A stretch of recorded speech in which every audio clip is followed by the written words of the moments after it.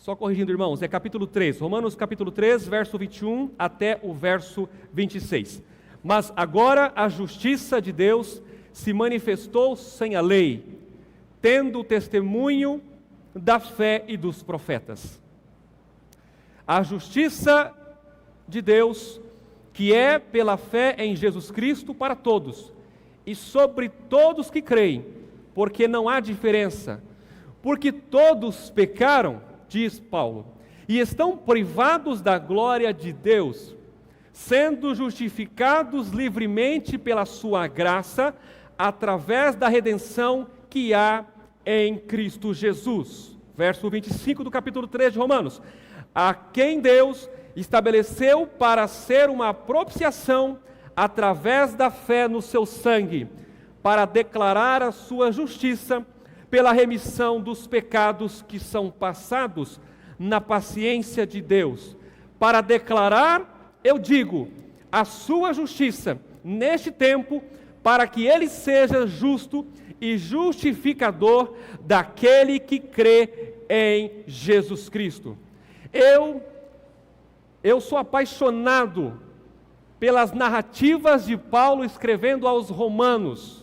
O livro de Romano contém o evangelho eterno, o evangelho transformador. Queridos, se todo mundo compreender a mensagem do livro de Romanos, e não só compreender, mas aceitar a mensagem do livro de Romanos, dificilmente esta pessoa ela vai duvidar da sua salvação. Porque o livro de Romanos é a boa nova para todo pecador. O livro de Romanos é a boa nova para os filhos de Adão. O livro de Romanos é a boa nova para todos nós. É um livro extraordinário. A Bíblia diz que os nossos pecados nos separam de Deus. A Bíblia também diz que todos nós somos filhos da ira. O que é que a Bíblia quer dizer com isto? Que todos nós somos filhos da ira. Está lá em Efésios 2:3. Todos nós já nascemos numa condição pecaminosa, fracassada. Como diz um grande teólogo já aposentado, Amin Rodor, nós já nascemos com defeito de fábrica. Nós já nascemos com uma tendência para errar. Nós já nascemos com uma natureza egoísta. Ninguém aqui precisou receber aqui um cursinho sobre como pecar. Todos nós já nascemos nessa condição devido ao fracasso de Adão no Éden. É por isso que Davi, no capítulo 51 de Salmos, verso 5, Davi diz que ali já, no ventre da sua mãe, ele já era formado, ele já estava sendo gerado em pecado. Todos nós já nascemos pecadores.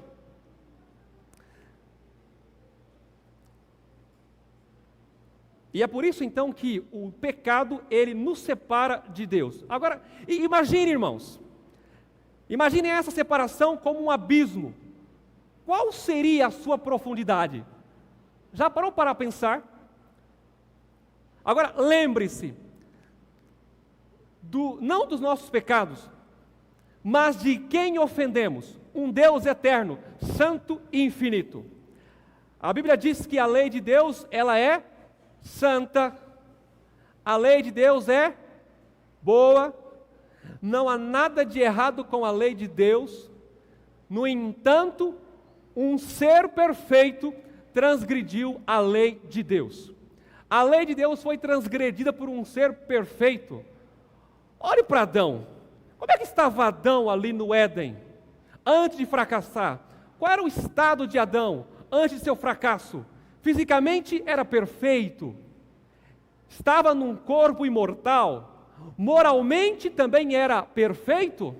Adão não tinha tendência para pecar, a sua natureza moral estava isenta de pecado, mas Infelizmente, o perfeito Adão, ele fracassou, ele transgrediu a lei do Senhor. E a consequência disto é, toda a sua posteridade nasce já com essa tendência para errar. Já nascemos com essa tendência para transgredir a lei de Deus. Já nascemos com essa tendência, queridos, para desobedecermos a Deus. E o pecado então faz esta separação entre nós e Deus. Porque nós ofendemos a um Deus justo, um Deus santo, um Deus infinito. Portanto, os efeitos da ofensa são dessas proporções. Aqui então nós encontramos o abismo de culpa, e eu posso dizer que é um abismo de culpa infinito. Nem toda a justiça do mundo, escutem bem, seria capaz de preenchê-lo. Mas Paulo agora, ele traz aqui para nós, ele apresenta aqui a segunda parte do Evangelho, porque na primeira parte, Paulo ele está aqui apresentando que o homem por si só está perdido. Em outras palavras, o homem por si só não pode resolver o problema do pecado. O homem na sua condição caída, ele não pode sozinho obedecer à lei de Deus.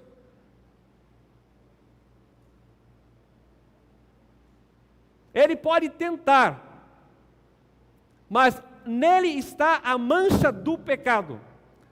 Queridos, nós não apenas fomos afetados pelo pecado, mas fomos infectados pelo pecado.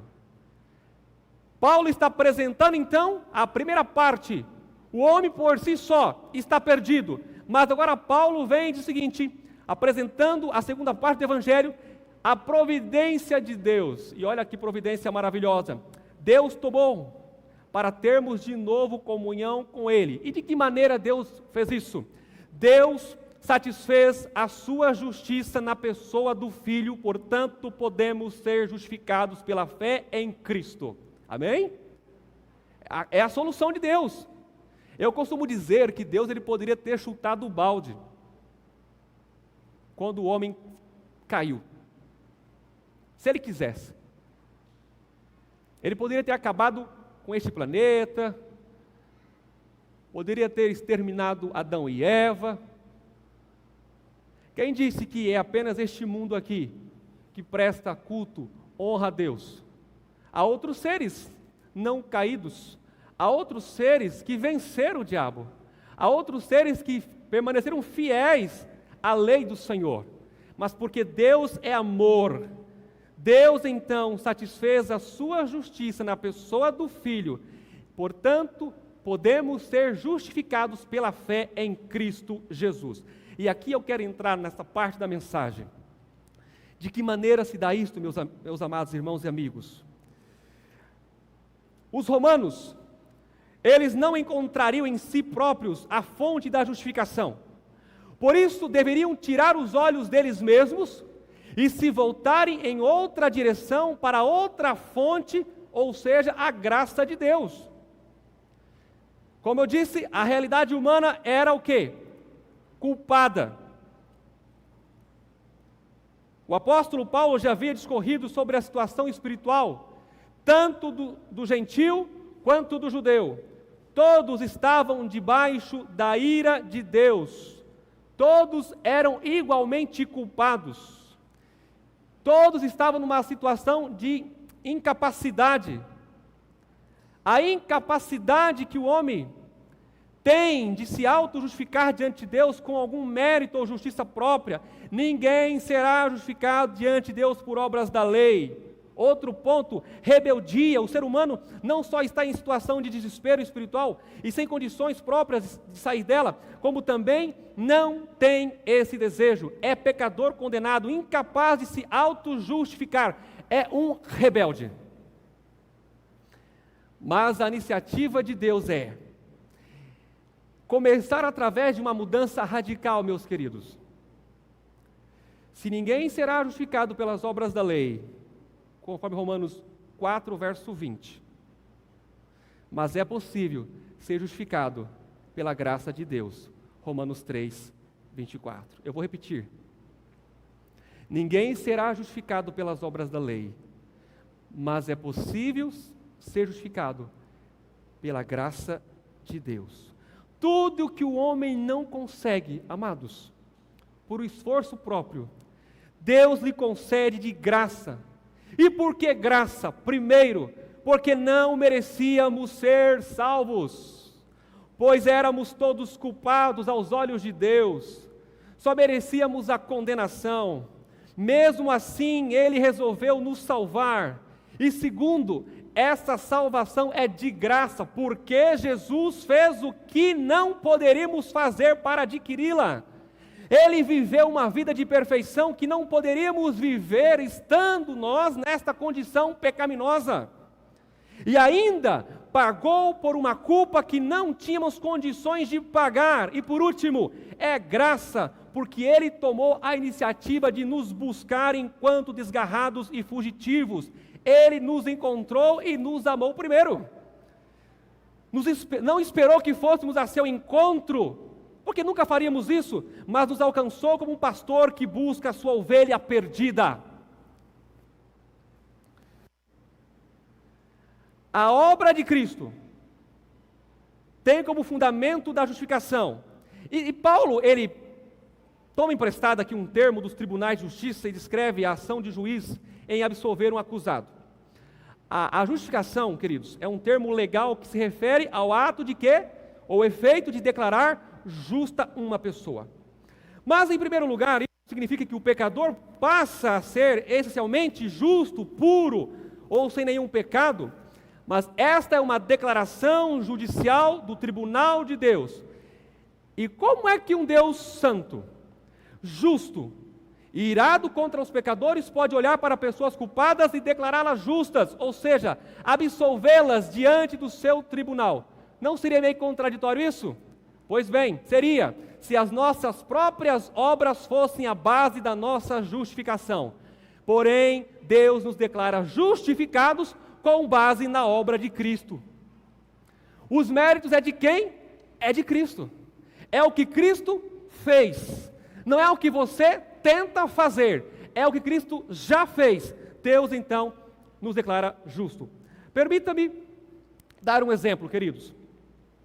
Imagine que vocês que estão aqui na igreja, nesta manhã, os que estão em casa, imagine que todos vocês, na terça-feira, porque segunda-feira é feriado, na terça-feira, todos vocês vão para as Casas Bahias, ou qualquer outra loja de Castres, comprem tudo, gastem à vontade, façam a dívida de vocês, sabendo que vocês não têm condições de quitar a dívida nas Casas Bahias ou em qualquer outra loja de Castres, mas vocês foram lá e compraram à vontade, gastaram à vontade, estão devendo, a cobrança virá, mas quem é que vai quitar essa dívida?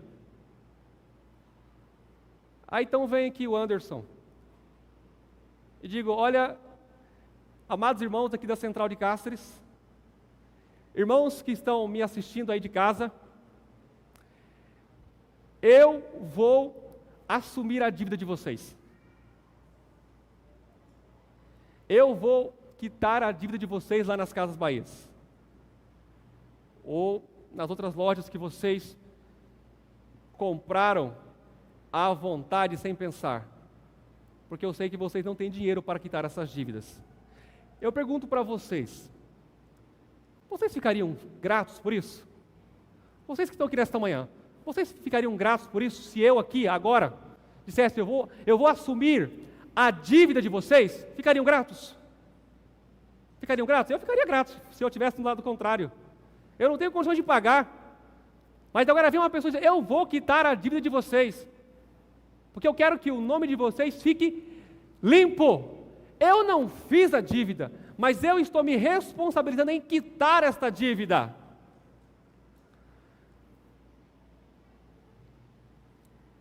Quando Adão pecou,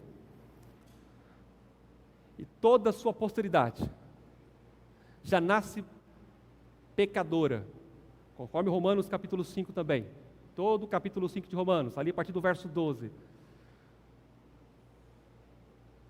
Todos transgrediram a lei. Estão em dívida com Deus. Mas ninguém, nem Adão, muito menos a sua posteridade, tem agora condição de reverter este quadro, de quitar esta dívida. De agora dizer, olha Senhor, deixa com a gente. Nós vamos agora tentar consertar onde foi realizado o estrago. Nós vamos obedecer a tua lei perfeitamente. Ninguém mais tem essa condição. Então veio Jesus, o Criador, que vestiu a sua divindade nesta humanidade caída. Foi semelhante a nós, na sua encarnação, 4.000 anos depois da queda de Adão, encarnou num corpo mortal, afetado pelo pecado. Mas a única diferença, ele não foi infectado pelo pecado, sua condição moral estava isenta de pecado. Teve fome, teve sede, sofreu até chegar na morte de cruz. Ele tomou a iniciativa de pegar a tua dívida, a dívida de Adão, a minha dívida, a nossa culpa, os nossos pecados. Olha que lindo! Jesus agora chega e diz, olha, eu vou pegar a culpa de vocês.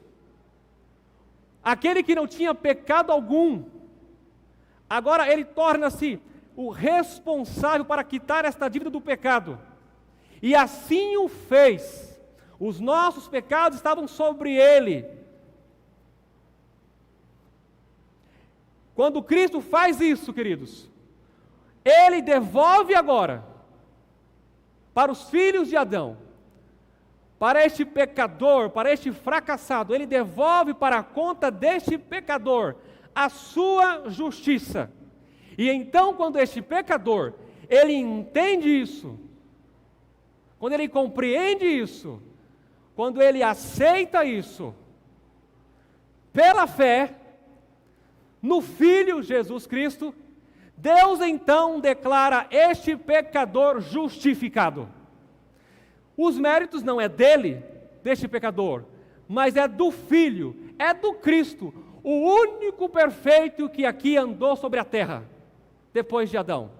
Eu declaro você justo, Anderson, não porque você tenta fazer as coisas da maneira correta, mas eu o declaro justo pelos méritos do meu Filho Jesus Cristo. Eu aceito isso por meio da fé. Irmãos, isso é lindo. Imagine como que se o meu blazer aqui fosse o manto da justiça de Cristo. Eu ainda continuo tendo a natureza pecaminosa, porque a natureza pecaminosa, meus amados, é somente na glorificação que ela vai ser erradicada. Eu continuo tendo essa minha condição imperfeita, mas o manto da justiça de Cristo, ele me cobre. E toda vez que Deus o Pai olha para mim, ele está vendo, sabe o quê? Ele está vendo os méritos de Jesus Cristo. A salvação se dá unicamente desta forma. Mas eu convido vocês a lermos Tito capítulo 2. Tito capítulo 2.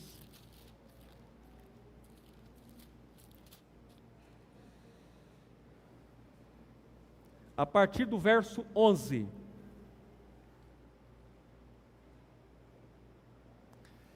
E o verso 12. Tito capítulo 2, o verso 11. Porque a graça de Deus, que trouxe salvação, manifestou-se a todos os homens. Este plano salvífico de Deus é apenas para um grupo específico de pessoas? Não, é para todos os homens. É para todos os filhos de Adão. Este aqui é o único método de salvação. Deus não estabeleceu 2 métodos de salvação. Nós não cremos que Deus salvava as pessoas de uma maneira no Antigo Testamento e passa a salvar as pessoas de uma outra maneira no Novo Testamento. Não.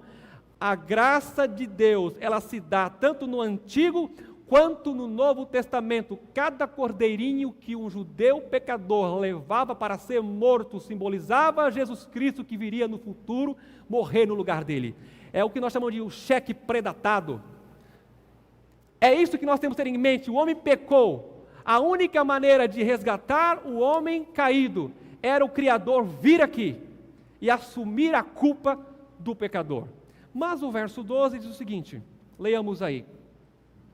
Tito capítulo 2, ensinando-nos que, renunciando à impiedade e às concupiscências mundanas, vivamos de maneira sóbria, justa e piamente neste mundo presente. Talvez alguém possa estar aí pensando, pois bem, se nós somos justificados pela fé no Filho, se nós somos salvos pelos méritos de Cristo, não é o que eu tento fazer, mas é o que Jesus já fez. Será que isto, Anderson, não é dar aval para eu continuar numa velha vida? Eu posso fazer o que eu bem entender, porque a justiça de Cristo já me foi imputada. Os méritos é dele. Então eu posso fazer o que eu bem entender, porque eu já tenho a justiça de Cristo me cobrindo, e está tudo bem. Nós acabamos de ler, no verso 12, e eu vou ler de novo, ensinando-nos que, renunciando à impiedade e às concupiscências mundanas, vivamos de maneira sóbria, justa e piamente neste mundo presente. A justificação pela fé, a justiça imputada, é uma coisa, mas Deus, Ele não apenas nos declara justos, já estamos salvos, amém? Mas há um outro processo. Deus ainda vai comunicar na tua vida, meu irmão, meu amigo, na minha vida, a justiça de Cristo. Nós chamamos isso de justiça comunicada. Há uma outra expressão que nós usamos de santificação. Você e eu fomos salvos para obedecer. Você e eu fomos salvos para honrar a Deus, para vivermos uma vida de santidade. E esta santificação, ela dura uma vida toda. E neste processo de justiça comunicada na tua vida, na minha vida, ela se dá também mediante a atuação de Jesus Cristo. É Ele que nos santifica, irmãos. É Ele que vai mudando o nosso jeito de ser. É Ele que vai transformando o nosso caráter. Eu quero falar àqueles que já são convertidos. Você que já está há muitos anos nos caminhos de Deus, talvez há 10 anos, 20 anos, eu pergunto para você, quem era você há 20 anos atrás? E quem é você hoje? Quem era você há 10 anos atrás? E quem é você hoje? Eu tenho certeza que o Anderson, há 25 anos atrás, o Anderson de hoje é bem diferente do Anderson de 25 anos atrás. Por quê? Porque há muitas coisas que o Anderson fazia há 25 anos atrás, não faz mais hoje. Sabe por quê? Porque o Anderson, ele aceitou o Filho, aceitou o que o Filho fez na cruz.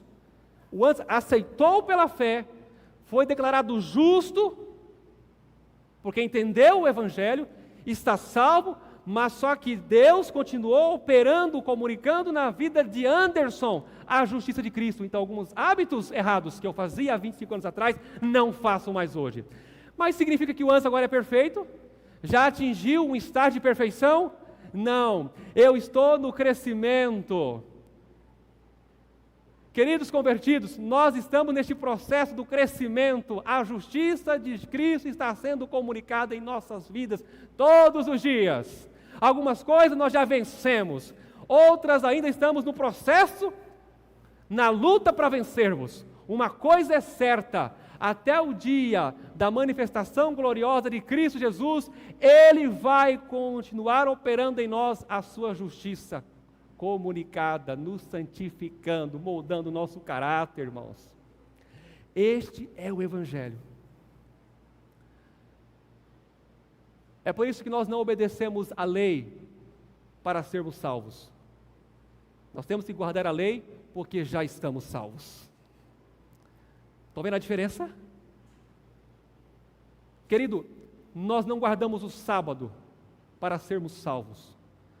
Nós guardamos o sábado porque já estamos salvos em Cristo Jesus. Só que nós temos que permanecer salvos.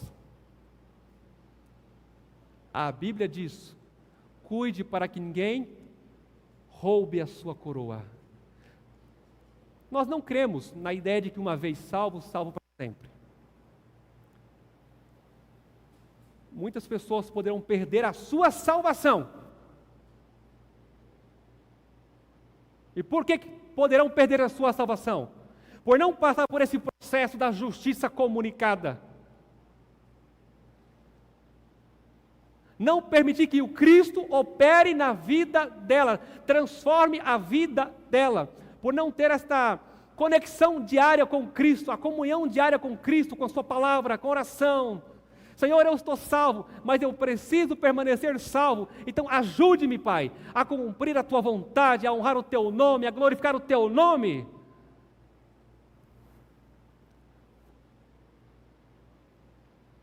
Cuide para que ninguém roube a Tua coroa. E eu quero encerrar nesta manhã dizendo uma coisa, agora para aqueles que talvez ainda não se converteram. Talvez esteja na igreja há muitos anos, mas ainda não se converteu. É possível que alguém esteja na igreja há muitos anos e ainda não tenha experimentado a conversão. Então eu quero pregar para esta pessoa nesta manhã. Você ainda que não passou pelo processo da conversão. Para você, amigo que está nos assistindo, você que está conhecendo agora este Evangelho, esta mensagem, você que ainda não entregou a sua vida a Jesus Cristo, eu convido nesta manhã a entregar a sua vida a Cristo, a se converter a Cristo, porque Ele já fez o que você não pode fazer. Entregue tua vida, os teus planos, tudo para Cristo. Seja livre, seja salvo, seja convertido. Queridos, quando passamos pelo processo da conversão, e aqui eu entro num ponto para encerrar, nós não devemos duvidar da nossa salvação. Se você já entregou sua vida a Cristo, se você está convertido, como é que você vai ter dúvida da tua salvação? Será que estou salvo? Será que fui aceito? Há muitas pessoas na igreja, há muitos cristãos que têm dúvida da sua salvação.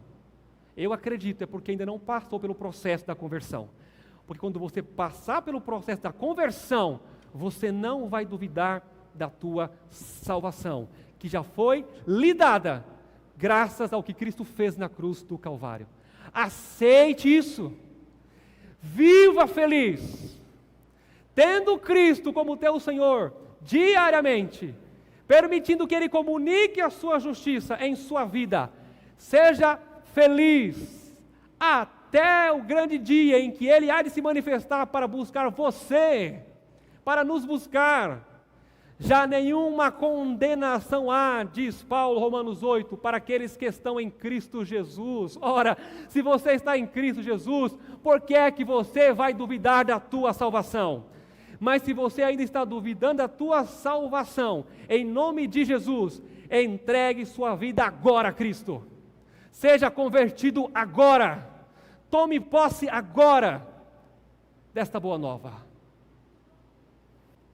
Eu quero convidar os que estão aqui nesta manhã a se colocarem de pé.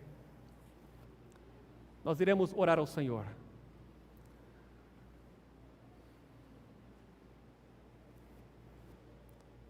Para você que está em casa, eu convido neste momento a orar conosco também. Eu vou permitir que nos próximos segundos, você com seus olhos fechados, ore a Deus.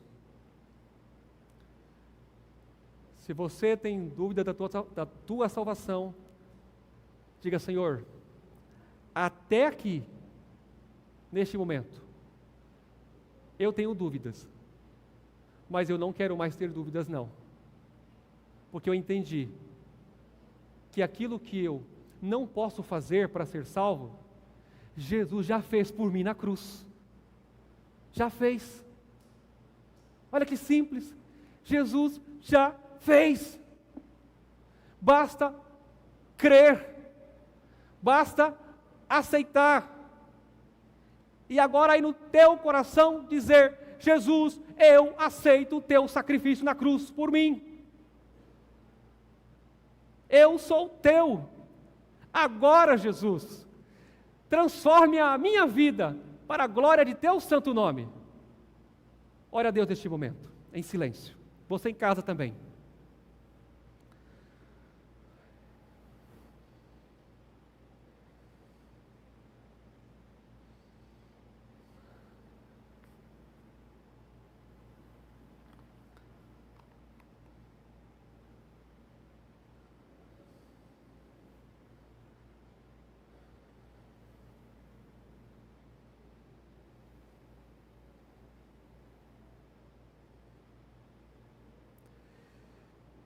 Grande Deus, eterno Pai, em nome de Jesus Cristo,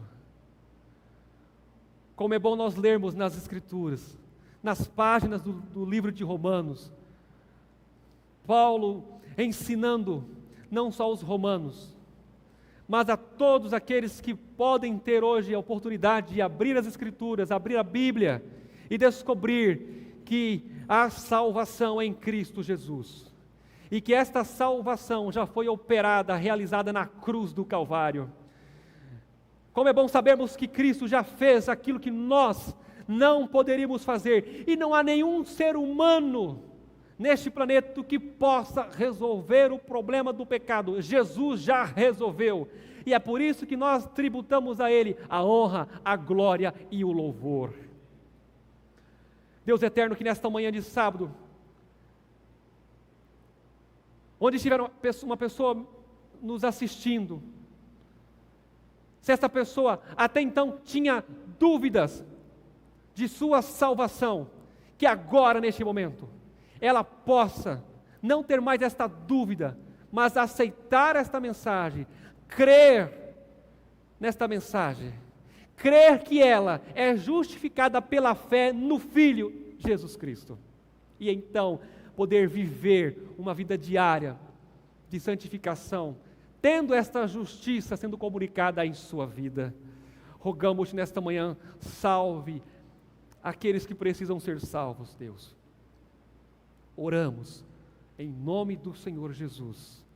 Amém e amém. Que Deus te abençoe, querido. Que você possa ter um sábado abençoado na presença de Jesus Cristo. Nós iremos encerrar essa transmissão cantando a música de saída e estaremos de volta no próximo sábado, no mesmo horário.